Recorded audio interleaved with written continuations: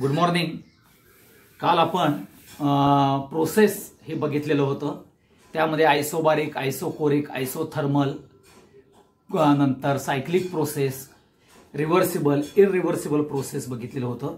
आणि तसंच आपण वर्क आणि heat both are the forms of energy and they are interconvertible to each other, so their units are the same. So work and heat, they are expressed in terms of a liter atmosphere, in terms of a joule, in terms of a urge and calories. आणि काल मी सांगताना सांगितलं होतं तुम्हाला 1 joule equal to 10⁷ urge, 1 calorie equal to 4.184 joules, that is equal to 4.184 into 10⁷ urge. 1 calorie equal to 0.041 dm cube, okay, and 1 dm cube, that is 1 liter ATM, equal to 24.22 calorie. हे काल मी आपण बघितलेला आहे. आता लक्षात घ्या की वर्क हा जर पार्ट बघितला तर work is nothing but when system exchange energy with surrounding. When system exchange a heat to the surrounding, that time particularly work is going to be done. Means there is going to be change a state of the system. When state of the system is going to be changed, so there is work done. So work is a form of energy. हे आपल्याला लक्षात येतं बाळांनो, एवढं लक्षात ठेवा. म्हणजेच work हा फॉर्म ऑफ एनर्जी आहे. तो energy between system and surrounding exchange झाला की वर्क घडतं. थोडक्यात उदाहरण देतो बघा की आपण ज्या वेळेला एखादा बेंच हलवतो किंवा एकदा टेबल हलवतो त्यावेळेला वर्क करतो. आपण म्हणतो मी काम केलं. ते काम केलं म्हणजेच काय केलं, आपली एनर्जी आपण दिली कुणाला, त्या सिस्टीमला एका जागेपासून दुसऱ्या जागेपर्यंत न्यायला. म्हणजेच आपला पर्टिक्युलर ह्युमन बिईंगची एनर्जी ही युटिलाइज केली. आणि ती एनर्जी म्हणजेच तुम्ही लक्षात घ्या, ह्युमन बिईंग्स त्याची एनर्जी म्हणजे सिस्टीम, ती सिस्टीमची एनर्जी सराउंडिंगला दिली. म्हणजेच आपल्याला टेबल उचलण्याकरता टेबल हे सराउंडिंगचा पार्ट येतो तर त्याला दिली, म्हणजे एनर्जी ही एक्सचेंज झाली आणि वर्क हे घडलं. एवढं लक्षात ठेवा. मग आता थर्मोडायनॅमिकली जर आपण वर्क म्हटलं तर काय होतं, ह्याच्यामध्ये केमिकल थर्मोडायनॅमिक्स मध्ये जे वर्क आहे ते मेकॅनिकल वर्क आहे. लक्षात ठेवा, केमिकल थर्मोडायनॅमिक्स मध्ये आपल्याला जे वर्क घडतं डायनॅमिक्स मध्ये हे मेकॅनिकल वर्क घडतं. आता मेकॅनिकल वर्क घडतं म्हणजेच काय होतं, ज्याला आपण पीव्ही टाईप वर्क म्हणतो. पीव्ही टाईप वर्क म्हणजेच प्रेशर व्हॉल्यूम टाईप वर्क, त्यालाच आपण मेकॅनिकल वर्क म्हणतो. म्हणजे work done when system particularly undergoes a changes. कुठाचं चेंजेस मध्ये, व्हॉल्यूम मध्ये चेंज होतो किंवा प्रेशर मध्ये चेंज होतं. त्यावेळेला ज्या वेळेला पीव्ही टाईप वर्क घडतं त्यावेळेलाच ते आपण मेकॅनिकल वर्क म्हणतो. त्यालाच आपण प्रेशर व्हॉल्यूम वर्क हे का होतं तर ड्यू टू द एक्सपान्शन और compression, due to the expansion और compression of gas against constant external pressure. Against constant external pressure, if there is expansion and compression of gas takes place, that work is called as mechanical work or PV type work. म्हणजेच तुम्हाला जर एखादा आपण एन्क्लोज cylinder घेतला आणि cylinder मध्ये जर gas fill up केला तर त्याला आपण एक्सपान्शन किंवा कॉम्प्रेशन, एक्सपान्शन केलं तर व्हॉल्यूम इन्क्रीज होईल, म्हणजेच व्हॉल्यूम मध्ये चेंज होईल, म्हणजे प्रेशर कमी होईल. कॉम्प्रेशन मध्ये काय होईल, व्हॉल्यूम डिक्रीज होईल, म्हणजे प्रेशर इन्क्रीज होईल. म्हणजेच प्रेशर व्हॉल्यूम हा पर्टिक्युलरली पार्ट ज्या वेळेला येतो म्हणजेच एक्सपान्शन आणि compression, okay, of a gas against constant external pressure येतं, त्यालाच आपण पीव्ही टाईप वर्क म्हणतो. त्यालाच आपण मेकॅनिकल वर्क म्हणतो. आणि म्हणून थोडक्यात मी सांगितलं तुम्हाला, बघा हे तुमचं असं जर सिलेंडर घेतला असेल आणि ह्या सिलेंडर मध्ये तुम्हाला H2O2 हा जर पार्ट, H2O2 हा हायड्रोजन पेरॉक्साइड हा जर आपण टाकला तर हा H2O2 डिकम्पोज होईल H2O आणि O2 मध्ये, म्हणजेच हा O2 गॅस तयार होईल. आता हा O2 गॅस तयार झाला की हा गॅस रॅन्डमली मूव्ह होईल. रॅन्डमली मूव्ह झाला तर ह्या पिस्टनला काय करेल, तो इंटरनल प्रेशर देईल. इंटरनल प्रेशर दिल्यामुळं हा पिस्टन वर्क होईल. हा ओरिजिनल व्हॉल्यूम V1 येईल, हा V2 येईल, हे ओरिजिनल प्रेशर P येईल. आता हा O2 मॉलिक्यूल असल्यामुळं प्रेशर दिल्यामुळं काय होईल, हा V1 to V2 म्हणजेच एक्सपान्शन होईल. हे लक्षात ठेवा. कुणामुळं, तर O2 हा जनरेट झाला कोणाच्या डिकम्पोजिशन मुळे, H2O2 च्या डिकम्पोजिशन मुळे. आणि गॅसची रॅन्डम मुवमेंट असती. रॅन्डम मुवमेंट मुळे काय होतं, आपल्याला ह्या पिस्टन वरती इंटरनल एनर्जी, कोणाच्या O2 च्या इंटरनल एनर्जीच्या मुळे आपल्याला व्हॉल्यूम चेंज होतो, कारण पिस्टन थोडासा वर जातो. हा एक पार्ट ज्याला आपण एक्सपान्शन पार्ट म्हणतो. तसंच तुम्ही ज्या वेळेला NH4 gas plus HCl gas घेतला तर काय होतं, NH4Cl सॉलिड तयार होतं. म्हणजेच हा जर तुमचा ओरिजिनल प्रेशर असेल आणि जर हा V1 असेल तर काय होतं, NH4Cl सॉलिड असल्यामुळं आपल्याला हा व्हॉल्यूम खालती येतो, म्हणजे V1 to V2 येतो. आणि प्रेशर हे आपल्याला जास्त पडतं. इथं प्रेशर डिक्रीज होतं, इथं प्रेशर इन्क्रीज होतं, कारण का सॉलिड कॅरेक्टर आहे म्हणून. कारण सॉलिड असल्यामुळं आपल्याला रॅन्डम मोशन येत नाही, मॉलिक्युल्सची रॅन्डम मोशन नसल्यामुळं प्रेशर हे पिस्टन वरती, म्हणजेच सराउंडिंगचं प्रेशर पिस्टन वरती पडतं आणि पिस्टन खालती येतो. आणि त्यामुळे व्हॉल्यूम हा V1 to V2 चेंज होतो. हे लक्षात ठेवा. आणि म्हणून हे एक्सपान्शन आणि हे कॉम्प्रेशन आपल्याला बघायला मिळतं. आणि म्हणून ड्यू टू द एक्सपान्शन आणि compression of gas, okay, compression of gas, okay, against constant external pressure ज्या वेळेला घडतं त्यावेळेला हे प्रेशर आणि व्हॉल्यूम चेंज होतो. त्यामुळे त्याला PV टाईप वर्क म्हटलं जातं. एवढं लक्षात ठेवा. आणि ह्या PV टाईप वर्क मध्ये आपल्याला पिस्टन आपल्याला वर किंवा खाली, म्हणजेच मेकॅनिकल वर्क पिस्टनचं होतं, म्हणून त्याला मेकॅनिकल कॅरेक्टरचं वर्क सुद्धा म्हटलं जातं. आणि म्हणून PV type work is nothing but a mechanical work. हे केमिकल थर्मोडायनॅमिक्स मध्ये होतं. ह्याच्यामध्ये नंबर ऑफ मॉलिक्युल्स हा पर्टिक्युलरली आहे. तो जर गॅशियस मॉलिक्युल्स असतील तर गॅशियस मॉलिक्युल्स एक्सपान्शन केलं जातं.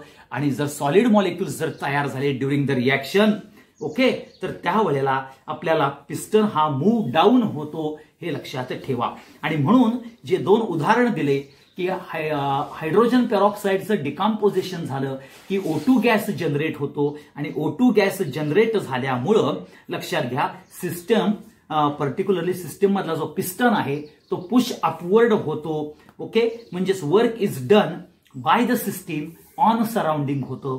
आणि दुसरं ज्या वेळेला NH3 gas plus HCl gas घेतलं तर NH4Cl तयार होतं, हा सॉलिड तयार होतो. त्यावेळेला पिस्टन हा काय होतो, डिक्रीज डाऊन होतो. आणि त्यावेळेला सिस्टीम वर्क करायच्या ऐवजी इथं सराउंडिंग वर्क करतं, कुणावरती, सिस्टीम वरती करतं. म्हणून पिस्टन हा डाऊन येतो आणि तिथं त्यावेळेला आपण कॉम्प्रेशन कॅरेक्टर म्हणतो. हे लक्षात ठेवा.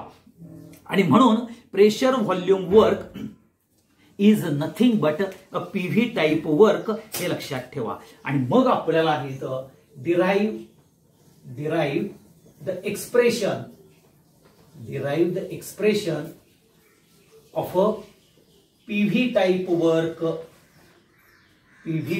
वर्क किंवा मेकॅनिकल वर्क, ह्याचा आपल्याला पर्टिक्युलरली एक्सप्रेशन्स आपल्याला बघायचं आहे. हे लक्षात ठेवा. म्हणजे थोडक्यात दोन प्रकारांना आपण बघू शकतो, एक PV टाईप वर्क किंवा मेकॅनिकल वर्क, और derive the work done when gas expands against constant external pressure. हे आपल्याला बघता येतं. मग आपण काय करूया, ह्या इथं बघा, हा तुमचा एक पिस्टन आहे. ओके, ह्या पिस्टन मध्ये आपल्याला n नंबर ऑफ मोल्स हे आपण ऍड केलेले आहेत. हे लक्षात ठेवा. आता हा पिस्टन आहे. आता हा पिस्टन म्हणजे व्हॉल्यूम V1 आणि इथं व्हॉल्यूम V2. हे पहिलं प्रेशर येतं P. हे लक्षात ठेवा. आता हे P एवढं प्रेशर जे एक्सटर्नल प्रेशर आहे हे सगळ्यात पी एक्सटर्नल प्रेशर येणार आहे. हा V1 to V2 म्हणजेच इथं डेल्टा व्ही एवढा चेंज बघायला मिळणार आहे, हे लक्षात ठेवा. ओके, पी एक्सटर्नल, इथं सुद्धा पी एक्सटर्नल हा येईल. ओके, हे लक्षात ठेवा. आता एन नंबर ऑफ मोल्स हा आपण घेतलेला आहे. मग ह्यामध्ये पहिल्यांदा काय लक्षात ठेवायचं, पहिला पॉइंट येतो, consider n moles, n number of moles of gas placed in a container or in a cylinder which, okay, consider n mole of gas placed in a cylinder in which is in a cylinder which is fixed with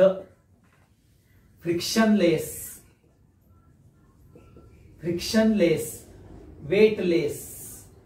आता वेटलेसच्या ऐवजी इथं तुम्ही massless असं सुद्धा म्हणू शकता, massless piston, हे तुम्हाला माहिती पाहिजे पहिल्यांदा.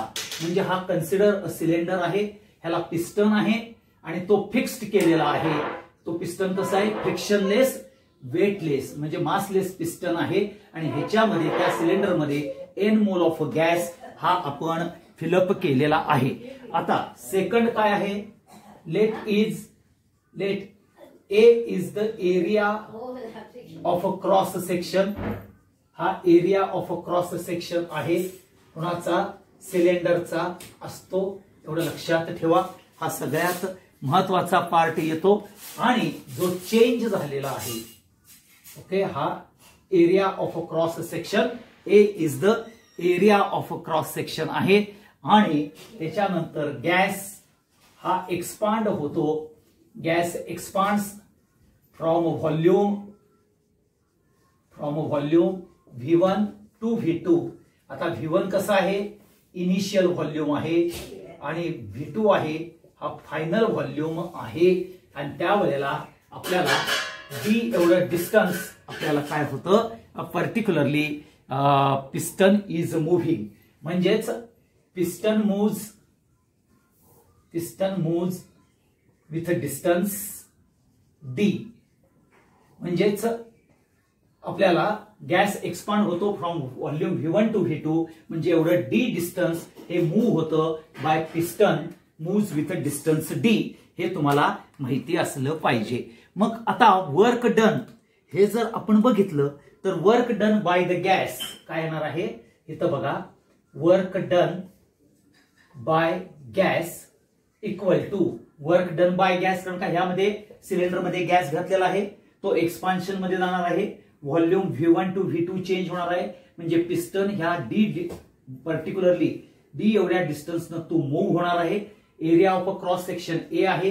पिस्टन कसं आहे, फ्रिक्शनलेस, वेटलेस म्हणजेच मासलेस पिस्टन आहे, म्हणून एक्सपान्शन होऊ दे किंवा कॉम्प्रेशन होऊ दे, इझिली पिस्टन हा अपवर्ड आणि डाऊनवर्ड होऊ शकतो, हे लक्षात ठेवा. आणि म्हणून work done by the gas हे जर बघितलं तर त्याला काय होणार आहे, force into displacement, force into displacement हे आपल्याला बघायला मिळेल. कारण का फोर्स कोणी अप्लाय केलाय, तर गॅस जो फिलअप केलाय, एन मोल ऑफ गॅस हा फिलअप केलाय, त्याचा एक्सपान्शन म्हणजे इथं तुम्हाला फोर्स अप्लाय होईल आणि त्यामुळे व्हॉल्यूम चेंज होईल V1 to V2. आता तुम्हाला सगळ्यांनाच माहिती आहे फोर्स इज इक्वल टू, तुम्हाला सगळ्यांना माहिती आहे force is equal to P into A. Okay, हे लक्षात ठेवा, force is equal to P into A. हे जर तुम्ही बघितलं तर आपल्याला पर्टिक्युलरली देअरफॉर आपण बघतो P is equal to F upon A हा सुद्धा क्रायटेरिया येईल. म्हणून आपण ज्या वेळेला force is equal to P into A हा बघतो, म्हणजेच pressure is equal to force upon area of cross section, त्यावेळेला work done W is equal to म्हणजेच हे P इंटू ए आणि डिस्प्लेसमेंट किती D येतं. सो A इंटू D हा जो आहे, A इंटू D हा जो पार्ट येतो बघा, A इंटू D हा काय येईल, चेंज इन व्हॉल्यूम येईल. काय येईल, चेंज इन व्हॉल्यूम. आणि चेंज इन व्हॉल्यूम म्हणजेच काय, W is equal to P into okay, V2 minus V1 येईल आणि P into V2 minus V1 म्हणजेच P इंटू डेल्टा V येईल. आता हे वर्क डन कोण केलेलं आहे तर सिस्टीमनं म्हणजे गॅसनं केलेलं आहे. Work done by the system म्हणजेच इंटरनल एनर्जी यूज केलेली आहे आणि म्हणून इथं आपल्याला मायनस साइन येईल कारण का इंटरनल एनर्जी गॅसची यूज केलेली आहे पर्टिक्युलरली एक्सपान्शन मध्ये आणि म्हणून ज्या वेळेला मायनस साइन येते त्यावेळेला लक्षात ठेवा work done by system on surrounding. Okay, त्यावेळेला साइन ही मायनस येईल कारण का वर्क डन हे आपल्याला internal energy of the system use केलेलं असतं म्हणजे इंटरनल एनर्जीचा लॉस होतो. म्हणून आपल्याला लक्षात घ्या इथं जे कॅरेक्टर येतं ते मायनस साइन हे आपल्याला बघायला मिळतं, हे लक्षात ठेवा. आणि हे जे मायनस साइन आहे म्हणजे जे V2 मायनस V1 हे होतं तर त्याप्रमाणे आपल्याला हे मायनस P डेल्टा V ह्याच्यामध्ये येतं. म्हणजेच इथं तुम्हाला P म्हणजेच external pressure, okay, external pressure, V2 म्हणजेच फायनल व्हॉल्यूम, ओके, आणि V1 म्हणजेच इनिशियल व्हॉल्यूम येईल, एवढं लक्षात ठेवा.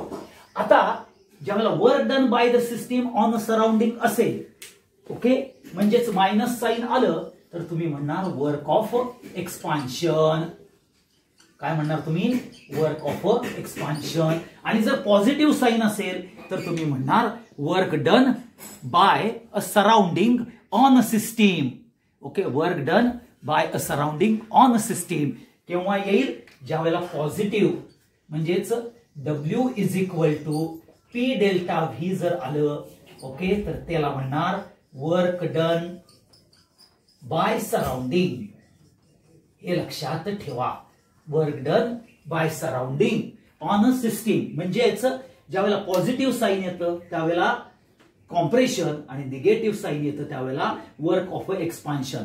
निगेटिव्ह साइन येतं त्यावेळेला work done by system on a surrounding येईल आणि पॉझिटिव्ह साइन येतं त्यावेळेला work done by a surrounding on a system, त्याला वर्क ऑफ कॉम्प्रेशन म्हटलं जातं. पुन्हा एकदा सांगतो, ज्यावेळेला derive the expression of a PV type work येतं, हे सिलेंडर घ्यायचं. Cylinder which is n moles of gas is placed, which is the cylinder is fixed with the piston. Piston कसा आहे फ्रिक्शनलेस वेटलेस हा पिस्टन आहे, त्याच्यामध्ये n mole of gas आपण fill up केलेला आहे. Area of cross section of this cylinder is A and then gas is expands from volume V1 to V2 means piston moves the distance D. आता work done due to the expansion जे होणार आहे किंवा work done by a gas जे होणार आहे ते म्हणजेच फोर्स, कुणाचा गॅसचा फोर्स इंटू डिस्प्लेसमेंट. डिस्प्लेसमेंट कुणाची तर पर्टिक्युलरली पिस्टन्सची. मग फोर्स म्हणजेच तुम्हाला माहिती आहे P इंटू ए. हे असे कशावरून काढायचं pressure is equal to force upon area, हे तुम्हाला माहिती आहे. म्हणजेच force is equal to P into A म्हणून W is equal to P into A into D. But A into D is nothing but change in volume, कारण का हा change in volume होतो V1 टू V2 म्हणून W is equal to P into bracket V2 minus V1 एवढा volume change होतो आणि तो V2 minus V1 म्हणजेच W is equal to minus P delta V that is a work done by the system on surrounding, हे character बघायला मिळतं. आणि म्हणून IUPAC कन्व्हेन्शन प्रमाणे ज्यावेळेला वर्क ऑफ एक्सपान्शन असतं it is shown by a negative sign, कारण का इथं system is work against the surrounding means internal एनर्जीचा लॉस होतो, हे लक्षात ठेवा. हा सगळ्यात महत्वाचा प्रकार. आणि म्हणून इथं वर्क हे ऑलवेज एक्सप्रेस केलं जातं जूल मध्ये, प्रेशर हे न्यूटन पर मीटर्स किंवा मीटर स्क्वेअर मध्ये किंवा पास्कल मध्ये घेतलं जातं आणि delta V change in volume हा डीएम क्यूब किंवा एम क्यूब मध्ये आपल्याला घेतला जातो, एवढं लक्षात ठेवा. हा सगळ्यात महत्वाचा पार्ट आपल्याला बघायला मिळेल. So that is the nothing but a particularly PV type work आणि त्याचं एक्सप्रेशन आपण बघितलेलं आहे अगदी थोड्या प्रमाणात. आता तुम्हाला माहिती आहे की ड्युरिंग द एक्सपान्शन बघा, आपण ह्या पीव्ही टाइप वर्क मध्ये बघा ड्युरिंग एक्सपान्शन काय होणार आहे रे राजानो, तर V2 is greater than V1 म्हणजेच डेल्टा व्ही हा पॉझिटिव्ह येतो, परंतु त्याच वेळेला वर्क डन हा निगेटिव्ह येतो. आणि ड्युरिंग कॉम्प्रेशन लक्षात घ्या, ड्युरिंग कॉम्प्रेशन लक्षात घ्या की V2 is less than V1 येतो, म्हणजेच डेल्टा व्ही हा निगेटिव्ह येतो आणि W हा पॉझिटिव्ह येतो. म्हणजे हे जे साइन कन्व्हेन्शन आहे ड्युरिंग एक्सपान्शन आणि during compression. Okay, during expansion मध्ये बघा तुम्ही, ड्युरिंग एक्सपान्शन मध्ये काय होतं बघा, हा तुमचा पिस्टन, ओके, हा V1 आणि इथं V2 येतो, म्हणजे V2 ग्रेटर आहे म्हणून डेल्टा व्ही पॉझिटिव्ह आहे.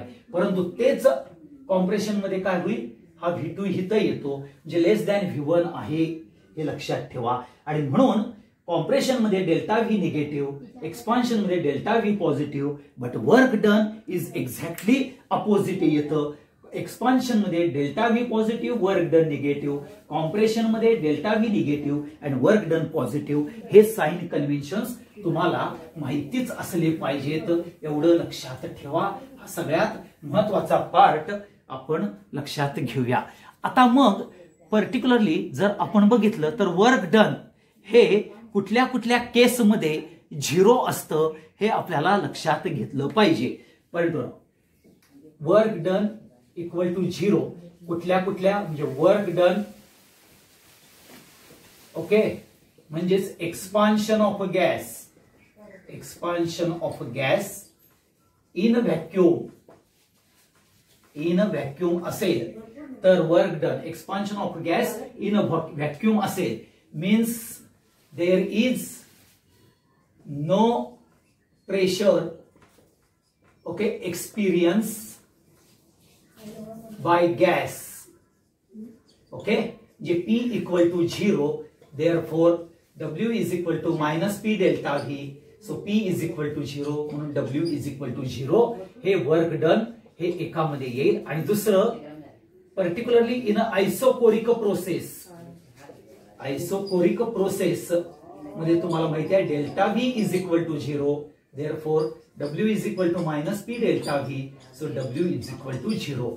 ह्या दोन केसमध्ये आपल्याला लक्षात घ्या वर्क डन हे 0 येतं, परंतु work done in a cyclic process हे 0 असत नाही. ओके, हे लक्षात ठेवा, सायक्लिक प्रोसेस मध्ये कधीही वर्क डन 0.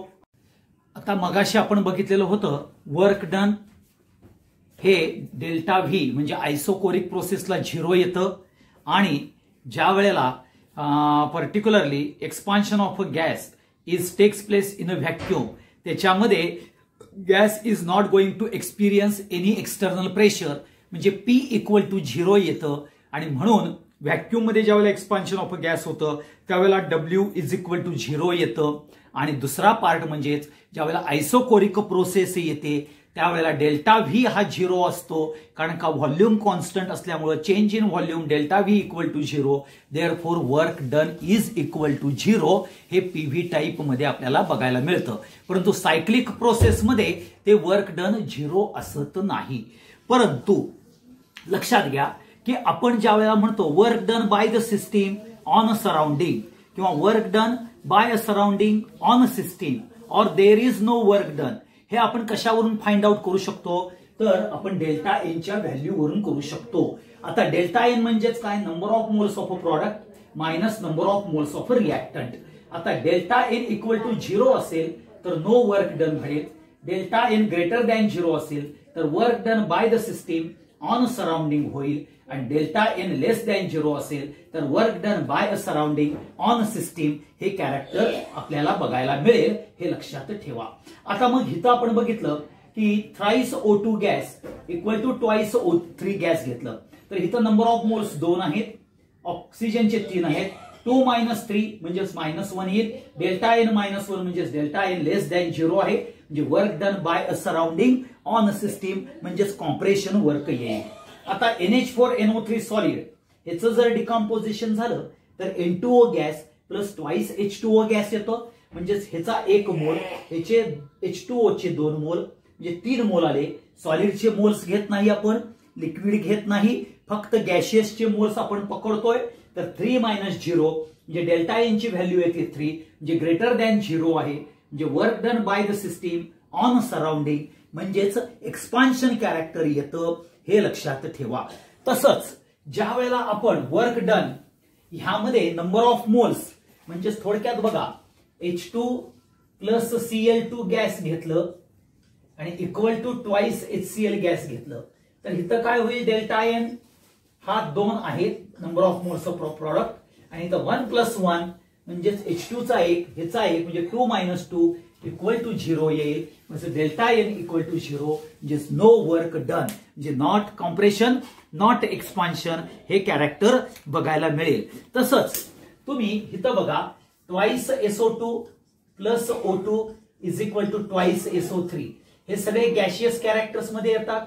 आता ह्याची डेल्टा एन ची व्हॅल्यू काढा.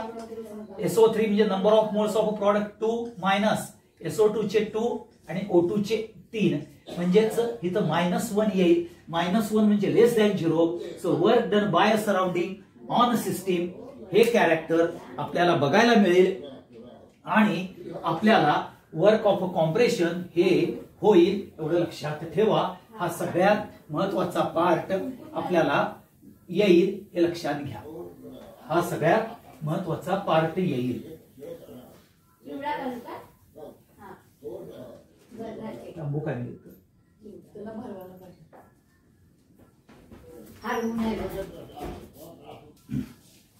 ओके, तर तुम्हाला हे डेल्टा एनचं कॅरेक्टर कळालेलं आहे. आता पुढचं आपण बघायचं आहे ज्याला आपण particularly concept of a maximum work हे आपण बघायचं आहे. कुठलं आहे, concept of a maximum work. आता ही concept of a maximum work म्हणजेच लक्षात ठेवा expansion of a gas, expansion of a gas is particularly isothermal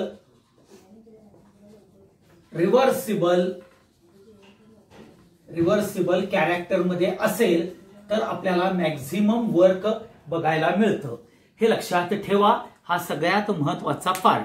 आता तुम्हाला particularly when process is carried out at a constant temperature and in a reversible manner. आता आपल्याला reversible process झालेली आहे बघा.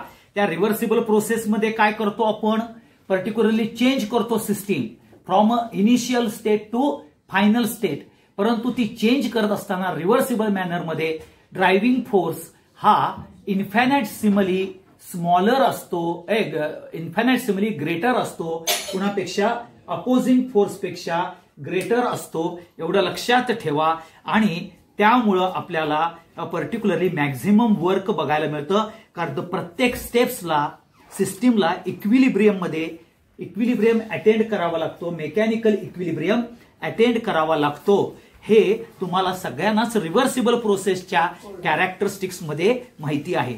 म्हणजे ज्या वेळेला मॅक्झिमम वर्क आपण ज्या वेळेला मॅक्झिमम वर्क हे बघतो ते particularly isothermal reversible expansion of gas जर केलं तर त्यामध्ये आपल्याला हे मॅक्झिमम वर्क बघायला मिळतं.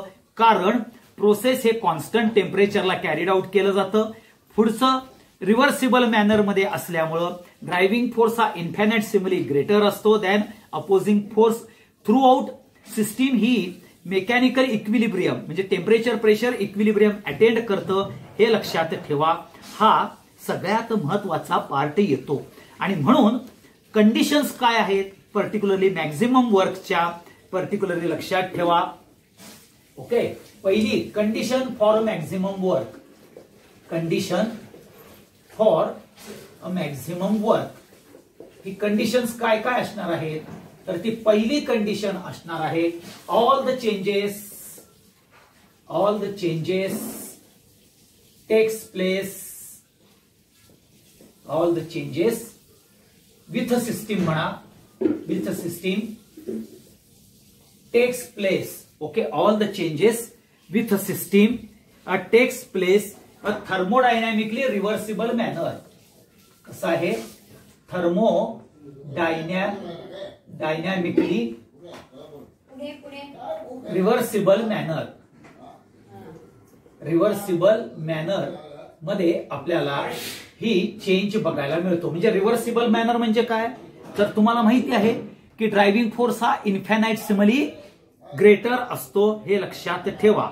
आता ह्यामध्ये reversible manners means infinite number of steps involved, infinite number of steps involved, okay, during the change म्हणजे number of infinite number of steps are involved during the change. कारण का रिव्हर्सिबल कॅरेक्टर आहे. Reversible मध्ये तुम्हाला माहिती आहे number of steps are involved म्हणजेच infinite number of steps are involved because particularly infinitesimally greater हा ड्रायव्हिंग फोर्स असतो अपोजिंग पेक्षा, हे लक्षात ठेवा. तिसरं काय येणार आहे? Driving force. पुन्हा सांगतो, ड्रायव्हिंग फोर्स इन्फायनाइट सिमली हा ग्रेटर दॅन अपोजिंग फोर्स असतो, एवढं लक्षात ठेवा. ही कंडिशन आपल्याला बघायला मिळेल. आणि सगळ्यात शेवटची जी कंडिशन आहे mechanical equilibrium, particularly system attains mechanical equilibrium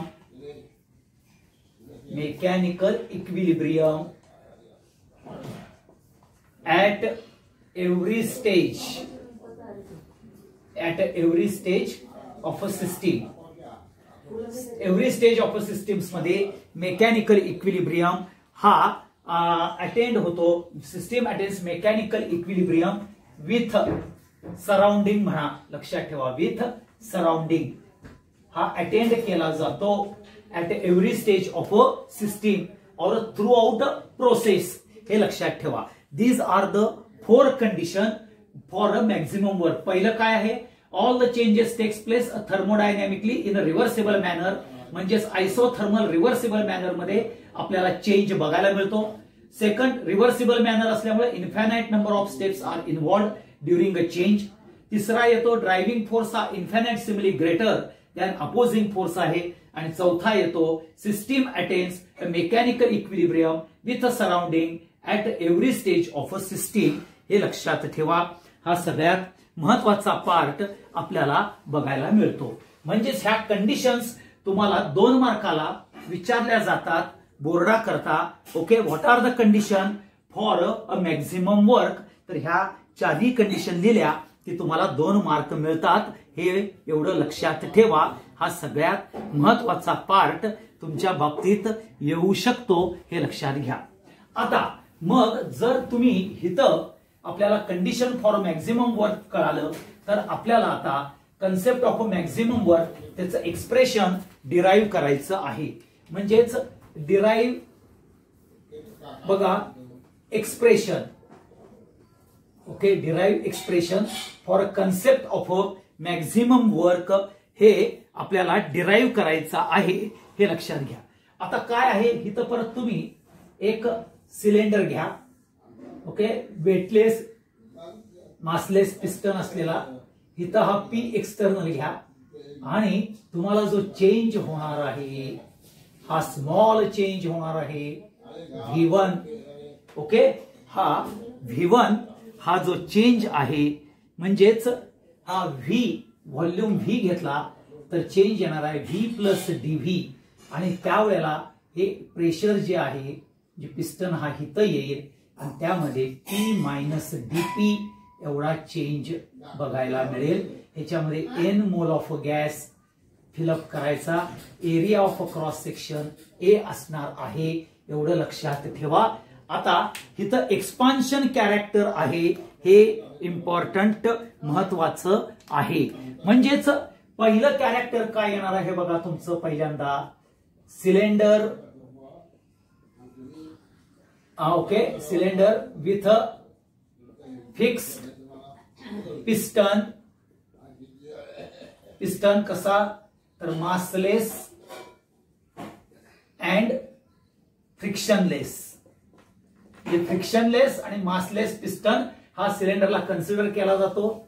second, N mole of gas placed in a cylinder cylinder हे लक्षात घ्या. आपल्याला सिलेंडर्स मध्ये पर्टिक्युलरली हा N number of gas fill up केला जातो. तिसरा, let P is the external pressure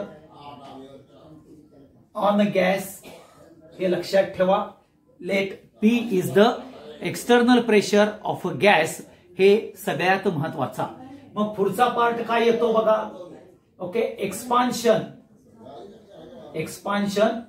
of gas takes place in manner of isothermal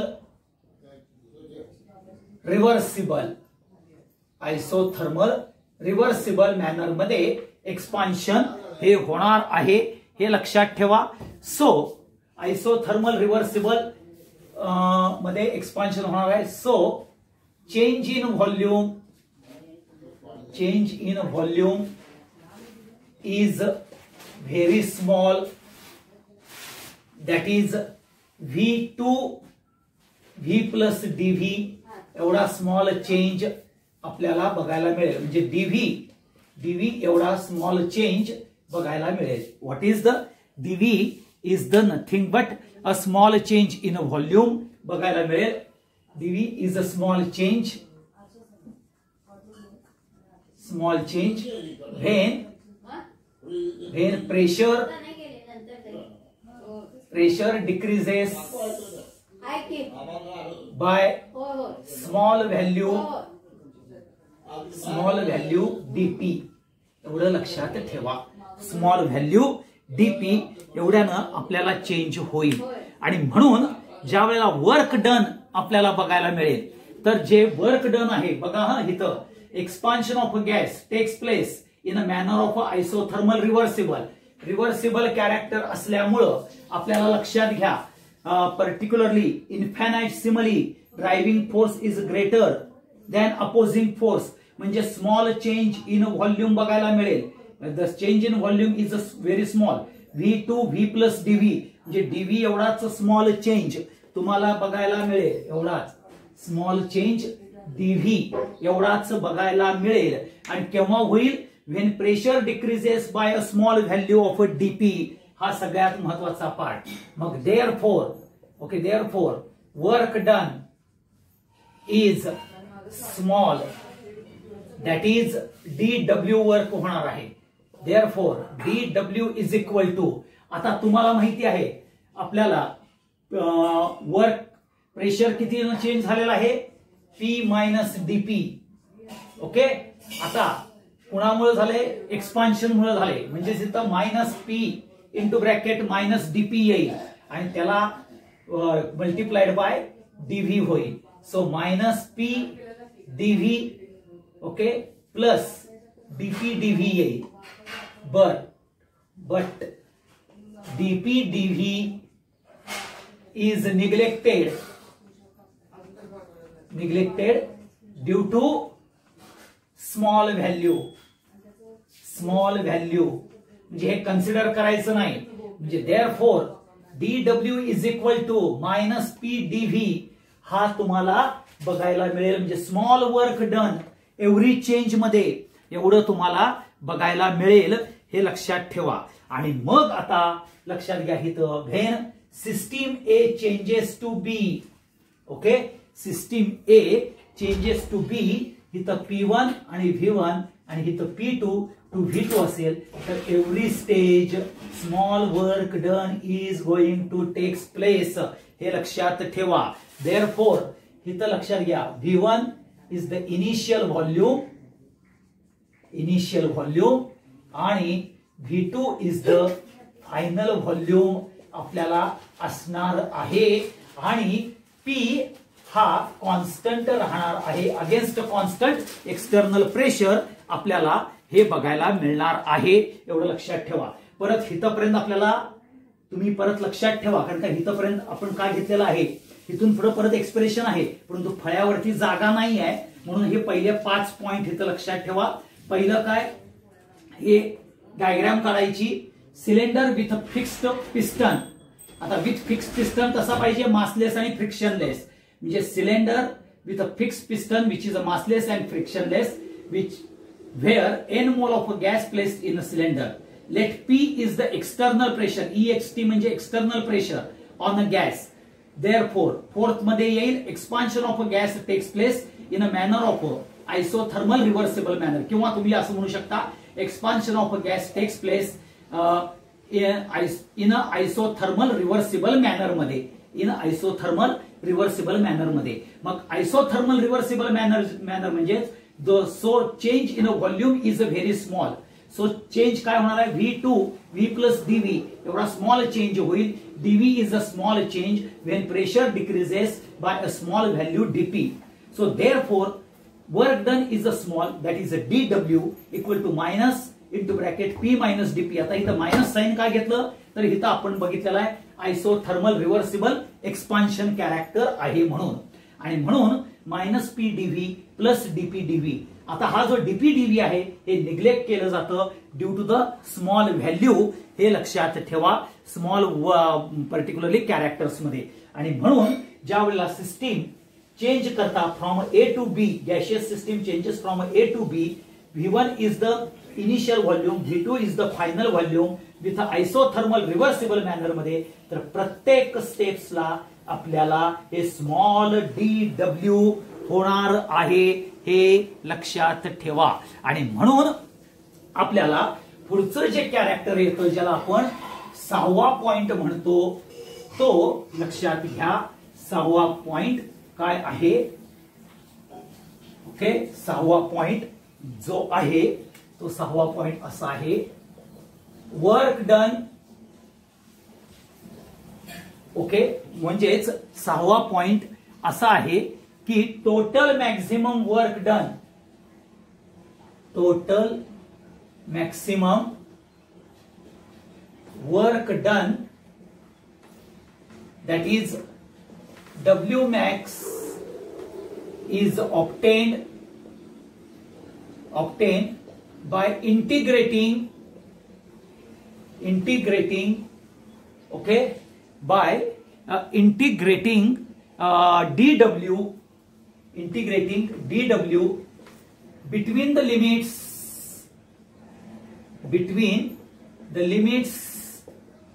of V1 to V2. हे मगाशी आपण दाखवलं होतं बघा, A to B चेंज करताना V1 to V2 स्मॉल हे लिमिट घ्यायचं आणि त्याचं इंटिग्रेशन घ्यायचं आहे हे लक्षात घ्या. म्हणजेच तुमचा W max इक्वल टू पहिल्यांदा dW A to B येणार. म्हणजेच आपल्याला लक्षात घ्या मायनस पी डीव्ही येणार. ओके, तोच म्हणजेच V1 to V2 येईल हे लक्षात ठेवा. V1 to V2 येईल हे लक्षात घ्या.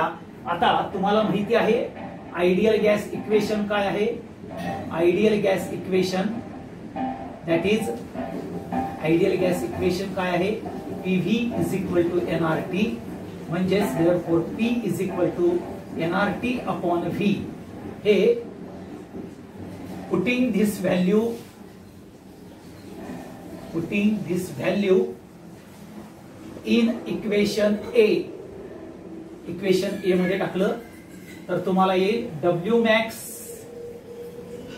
लक्षात घ्या W max equal to particularly minus काय येणार आहे dV upon okay dV into NRT upon V येणार आहे. N number of moles of gas हे कॉन्स्टंट राहणार आहे. R गॅस कॉन्स्टंट आहे आणि टेम्परेचर हे कॉन्स्टंट असणार आहे due to isothermal character. Isothermal मग हे कॉन्स्टंट असल्यामुळे हे मायनस NRT हे बाहेर घेतो आणि dV अपॉन V हे V1 टू V2 ह्या लिमिट मध्ये आपण घेणार आहोत. ह्याचं इंटिग्रेशन आपण घेणार आहोत. मग आता बघा तुम्ही मायनस NRT. आता पर्टिक्युलरली जर लिमिट हे dv अपॉन v हे जर तुम्ही घेतलं तर तुम्हाला हे येईल log v v1 to v2 येईल. मग minus NRT log v2 minus log v1 येईल. म्हणजेच minus NRT log v2 upon v1 येईल. एवढं लक्षात ठेवा. आणि ज्या वेळेला तुम्हाला पर्टिक्युलरली log x, ओके, हे लक्षात ठेवा, log x to the base e हे करत असताना म्हणजे बेस e चा पर्टिक्युलरली आपल्याला log x to the base 10 करायचा असेल तर 2.303 log x to the base 10 ह्या पद्धतीने आपण करतो. आणि मग तुम्हाला येतं minus NR particularly 2.303 NRT log v2 upon v1 to the base 10 हे आपल्याला बघायला मिळतं. हे लक्षात ठेवा. आणि हे particularly W max equal to हे उत्तर म्हणजेच हे आपल्याला बघायला मिळेल. परंतु तुम्हाला सगळ्यांनाच माहिती आहे ऍज पर बॉइल्स लॉ काय सांगतो तुम्हाला, तर P1 V1 is equal to P2 V2 येतो. म्हणजेच V2 अपॉन V1 हे जर घेतलं तर P1 अपॉन P2 घेतलं जातं. आणि मग हे P1 आणि P2 ह्या इक्वेशन मध्ये म्हणजेच हे equation B, okay, put this in equation B हे जर टाकलं तर तुमचा W max इक्वल टू काय येणार आहे, minus 2.303 NRT log P1 upon P2 to the base 10. हे असं आपल्याला isothermal reversible expansion with terms of pressure आणि विथ टर्म्स ऑफ व्हॉल्यूम हे तुम्हाला बघायला मिळेल. हे लक्षात ठेवा. आणि हे सगळं 1 मोल करता फाइंड आउट केलं जातं. पुन्हा एकदा सांगतो तुम्हाला की पहिला पॉइंट काय घेतला, cylinder which is fix with weightless and frictionless piston, that is number 1. दुसरा त्याच्यावरती प्रेशर ऑफ गॅस P आपण कन्सिडर केलं. एक्सपान्शन होतं आयसोथर्मली रिव्हर्सिबल मॅनर मध्ये. आणि isothermal reversible manner at a constant temperature ज्या वेळेला करतो त्यावेळेला स्मॉल चेंज डीव्ही होतं. आणि स्मॉल चेंज डीव्ही होत असताना त्याच्यामध्ये decrease in pressure, small decrease in pressure DP होतं. आणि म्हणून आपल्याला स्मॉल वर्क डन बघायला मिळतं. DW is equal to minus P into bracket P minus DP into DV केला आपण. आणि DW is equal to minus P DV plus DP DV. आणि DP DV ही स्मॉल टर्म असल्यामुळे आपण ती निग्लेक्ट केलेली आहे. तो product is a neglected product येतं. आणि म्हणून आपल्याला DW is equal to minus P DV हे आपण 5व्या पॉइंट पर्यंत घेतलेलं होतं. आता 6व्या पॉइंटला काय सांगितलं, total maximum work done that is W max is obtain by integrating DW between the limits of V1 to V2. म्हणजेच तुम्ही सिस्टीम A टू B चेंज करताय V1 to V2 against constant pressure, त्यावेळेला स्मॉल वर्क डन बघायला मिळेल. आणि म्हणून small work done असतं त्यावेळेला इंटिग्रेटिंग DW तुम्ही करणार. ओके, म्हणजेच इंटिग्रेशन घेणार कोणाचं DWचं. So W max is equal to integration of DW A to B. A to B म्हणजेच V2 to V1 to V1 इथे येणार, V1 टू V2 येणार. हे लक्षात ठेवा. मायनस P डेल्टा V हा पार्ट येईल. आणि मग आयडियल गॅस इक्वेशन प्रमाणे PV is equal to NRT येतं. म्हणजे P equal to NRT upon V.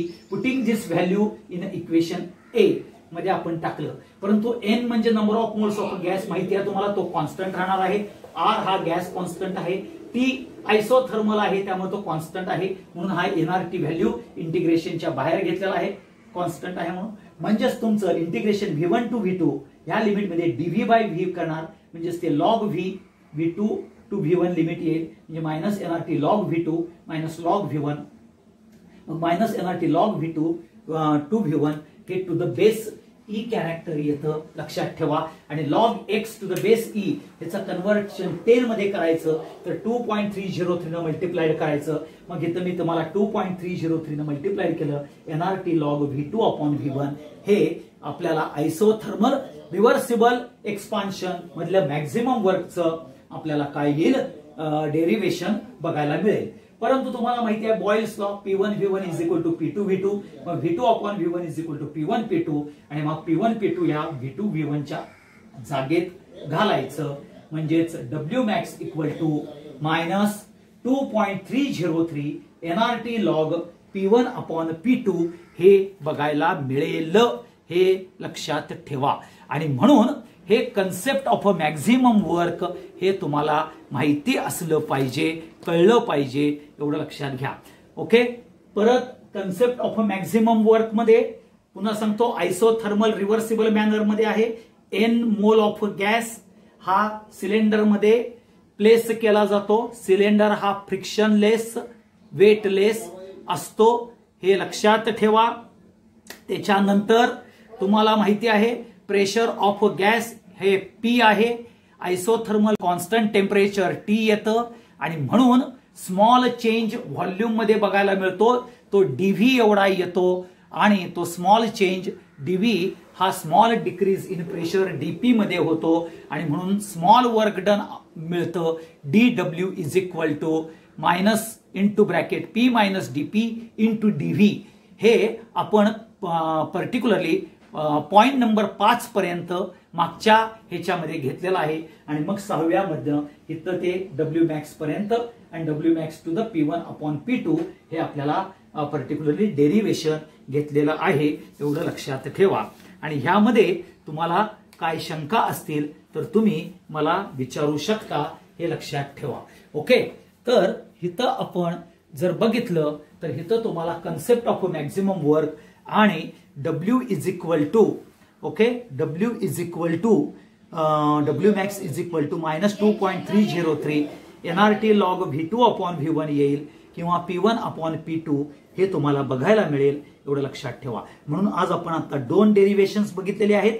एक पहिलं डेरिव्हेशन जे आहे ते W is equal to minus P delta V, ज्याला आपण पर्टिक्युलरली PV टाईप वर्क हे बघितलं. आणि दुसरं मॅक्झिमम वर्क आणि त्याच्यामध्ये कंडिशन्स बघितलेल्या आहेत, एवढं लक्षात ठेवा. आणि हा पार्ट इथं आपण थांबूया आणि पुढच्या उद्याच्या ह्याच्यामध्ये वर्क हा पर्टिक्युलरली आणि हीट हे स्टेट फंक्शन कसं नाही आहे हे उद्याच्या भागात आपण बघूया. Thank you very much.